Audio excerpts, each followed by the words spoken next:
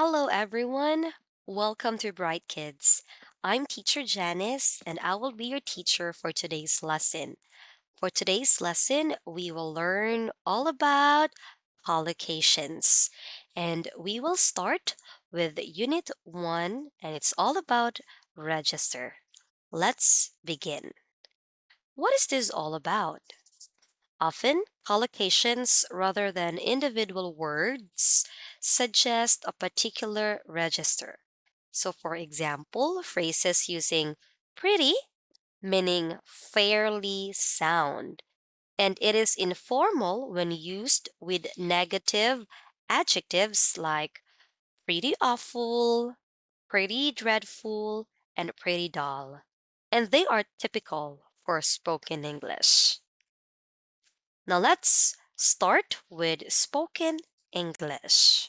So here are some collocations which are almost exclusively found in spoken English. Now let's read the first one. I'm bored stiff in this lesson. So the collocation here is bored stiff. So when you say bored stiff, it means you are extremely bored. You can use the phrase extremely bored, but it is formal, but it is more formal to use bored Steve. The next one is you badly need a haircut. It means you really, really, really need a haircut. Instead of saying you really, really need a haircut, so that's redundant, you can use the collocation badly need. You badly need a haircut. Now, the third sentence, I'll have a think about it and let you know. It means that you are going to think first before letting someone know. So the three sentences, I'm bored stiff in this lesson. You badly need a haircut. I'll have a think about it and let you know. Now, another example is that give me a ring when you get home. So when you say give me a ring, it's not really someone will give you a ring, but it means you give them a phone call. So instead of saying that just call me, you can also use give me a ring. Give me a ring when you get home. Okay, let's move on to formal English. Okay, some collocations are typical for formal English and are most likely to be found in an official and often legal contexts such as in notices. Now let's check for some examples. Example number one. Passengers must not alight from the bus. Whistle in its motion. So alight from the bus, it means get off the bus. Okay, the next one. Cyclists must dismount here. So cyclists must dismount here. The collocation here is dismount. It means get off their bicycles. So alight from the bus, it means get off the bus. Dismount, it means get off their bicycles. Now let's move on. More examples. Trespassers will be prosecuted. So the collocation here is trespassers. It means people who go onto someone's land or enter the building without permission will be taken to court. The next example is that please dispose of unwanted items in the receptacle provided. So the first collocation here is dispose. Okay, so the first collocation here is dispose of unwanted items. So the meaning of this one is that you will throw away. Throw away. Now the next collocation is receptacle. So just like in the picture. Mostly we call it garbage bin, right? Bin, garbage bin, or yeah, the garbage basket, the trash can. Here you can also use the word receptacle. It is a container used for storing or putting objects in.